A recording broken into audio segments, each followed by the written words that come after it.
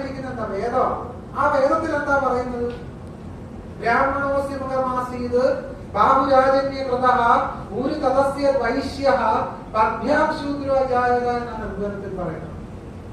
വിരാട് പുരുഷന്റെ മുഖത്ത് നിന്ന് ബ്രാഹ്മണനുണ്ടായി, പാദത്തിൽ നിന്ന് ശൂദ്രനുണ്ടായി.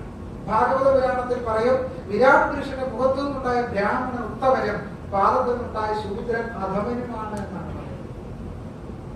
ഇപ്പൊ ഭാഗവത സപ്താഹം 7 ദിവസം കുത്തിയിരുന്ന് വായിക്കുന്ന ഈ പുസ്തകത്തില് തനി ജാതിവറിയാണ് കാണുന്നത്.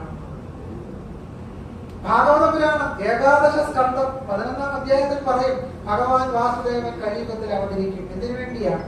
നമ്മളെയൊക്കെ രക്ഷിക്കാനാണ്. അല്ല, ശങ്കരാചാര്യൻ ഗീതാഭാഷ്യത്തിന്റെ ആമുഖത്തിൽ വ്യക്തമാക്കുന്നുണ്ട്. ആദികർത്ത നാരായണാക്കിയോ ഭഗവാൻ ഭൂമിയിൽ അവതരിക്കും. എന്തിനാ? ബ്രാഹ്മണത്വ രക്ഷണാർത്ഥം, ബ്രാഹ്മണ്യത്തെ രക്ഷിക്കുന്നതിന് വേണ്ടി കൃഷ്ണൻ അവതരിക്കും. അല്ലാതെ ഇന്ത്യയിലെ ദുർബല ആദിവാസികളെ രക്ഷിക്കാനല്ല കൃഷ്ണൻ അവതരിക്കുന്നത്.